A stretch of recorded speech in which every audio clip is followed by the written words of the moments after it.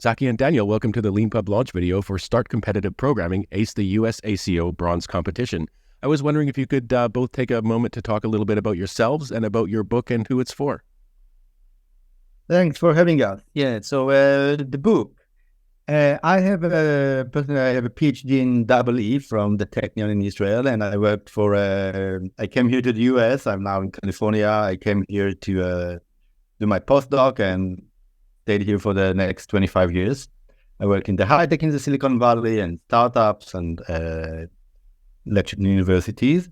And in the last 6 years, I was involved with high school coaching students for math competitions and for computer competitions. Now, the interesting thing for me was that I never did those competitions as a high schooler. I didn't do them beforehand. And I was because I was interacting with students, I was starting to be interested in them and try to solve them, and they were not easy. So those are not problems where I know what to do, just plug in the numbers. Oh, I've seen something like this. It turns out that, for each problem, you actually need to play a little bit with the problem and kind of think through it, and then you solve it. And I realized from my students as well, that was my personal experience, but from the students, a lot of them now in high school, they know Python, Java, C++, and they already build all kind of Python things that get things from YouTube, translate and do AI, whatever you want. But when you give them a USECO problem, they suddenly, wait a minute, what do I do with this? I've never seen something like this. I don't know how to solve it. And we're using USECO over here, but this is true for a lot of competitive programming kind of things. And so when I'm one-on-one with them, I can kind of sit and say, you know what, let's see. Just kind of tell me what you think about the problem. Do some example problems, do some things. And that's the way kind of they actually get into it. So after having the experience with students like this, I wanted kind of to have a wider audience, and this is where the book came from. So the book is actually taking place in a classroom, in a coding club.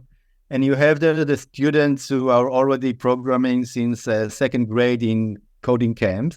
And you have those that are just kind of really sharp, but just took a first course in computer science and want to know. They like it. They want to go for college with that. They want to know what to do with that.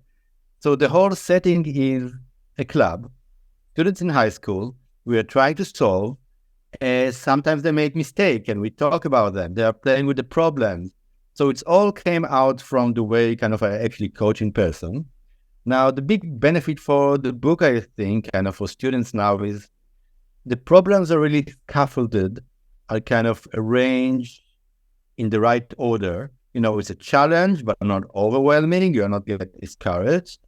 And it's putting the focus on the important things. You often see students kind of, oh, I didn't do well on the USECO. I need to learn more databases. I need to learn better C++. I need to learn the next, shiny star somewhere or stuff.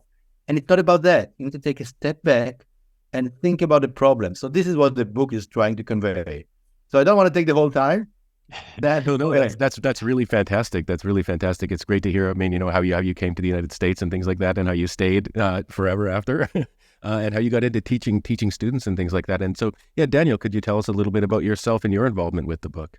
Yeah, thanks for having us, Len. And I want to circle back to something Zachi just said too. So hopefully my memory is good enough to do that. So my PhD is in education.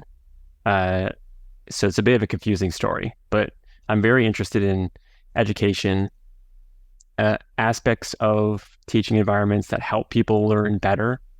And the setting for this book, like Zachi was talking about, is competitive programming.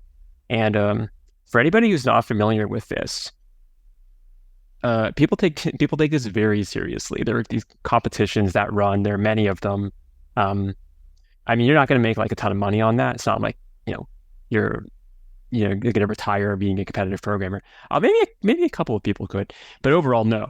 But still, there's a lot of people interested in this area. And when I discovered it, maybe 6 or 7 years, well, I guess rediscovered it. There are classified documents somewhere of my horrible high school competitive programming experience that will hopefully never get out. But I rediscovered it a few years ago, and what struck me immediately about it was students submit their code, and then they get immediate feedback if their code passes the test cases. And as soon as I realized that, I thought, oh, this is amazing, because one of the most powerful ways to learn is just getting feedback, right? And as a professor with several hundred students at a time, you can't give the kind of fine-grained feedback you want to be able to give to students, but which that's unfortunate, because if you don't know your work is wrong, if you think it's right, you might just stop. You might just stop early before you really have the correct answer. So one of the things that really got me into this area was how much students could learn if they have the right problems to solve. And this is one of the best parts of this book. Zachi has he is a coach for competitive programming, has coached for a long time, and he's selected, curated these problems. It's a guide from start to finish. And I think this fills in a gap, because there are like thousands of problems out there that you could solve. And a lot of them are not going to be the right problems because they're too easy, which, I mean, yeah, you feel great, solving something easy, right? It's a good feeling, but really you're not learning much.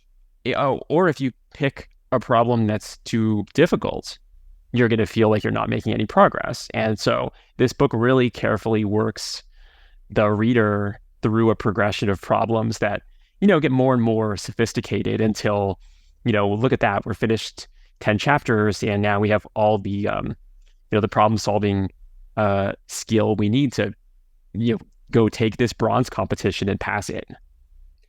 Yeah, thanks very much for that, guys. And I mean, the book is so good. It's very comprehensive. It's sort of, and it's one interesting thing I want to say to people watching who might not be familiar with it. Like, the word competitive is in it, but it's also really fun. And these Olympiads, like the Math Olympiad, like, they're really fun and they're really serious, and they're for kids who are like maybe like not getting the attention, sometimes not getting the attention from their teachers that they necessarily should be getting, who can't get the detailed feedback that they want. And if you can get involved in these Olympiads and get great coaches like you guys, really helping you, giving you truly challenging things that, you're not just there to sort of get your grade or something like that. You're like really interested in it. Mm-hmm. And so it's competitive, but it's also fun, and it's also serious, and there's like a ton to learn. And it's a really good book. The book is Start Competitive Programming, Ace the USACO Bronze Competition. Check it out. It's really good. It's really good for kids, and it's really good for programmers generally. Thanks, guys. Here.